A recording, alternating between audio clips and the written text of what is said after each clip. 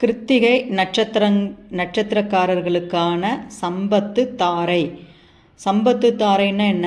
சகல சம்பத்துகளையும் கொடுக்கக்கூடிய நட்சத்திரம். ஒவ்வொருத்தருக்கும் அவங்க பிறந்த நட்சத்திரத்துக்கு ஒரு சம்பத்து தாரை நட்சத்திரம் இருக்கும். அந்த நட்சத்திரம்தான் இவங்களுக்கு சகல சௌபாக்கியங்களையும் செல்வ செழிப்பையும் பண வரவையும் கொடுக்கக்கூடிய நட்சத்திரமாக அமையும்.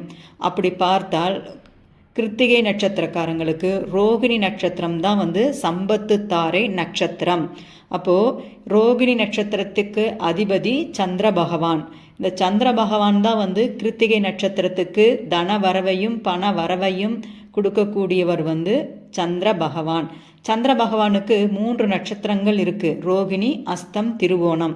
இந்த 3 நட்சத்திரம் வரும் நாளன்று சந்திரனை வழிபடும் பொழுது அவங்களுடைய தன வரவு புள்ளி இயக்கப்படும்.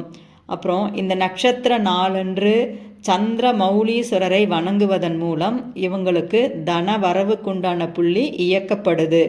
அதே போல் தாயை இந்த நட்சத்திர நாளன்று வணங்கி வரும் பொழுது தாய் ஸ்தானத்தில் இருக்கிறவர்களுக்கு ஆஃப் ஒயிட் வஸ்திரதானம் பண்ணும் பொழுது அந்த சந்திர பகவானின் தனவரவு புள்ளி இயக்கப்பட்டு கிருத்திகை நட்சத்திரக்காரர்களுக்கு செல்வ செழிப்பு வரும்.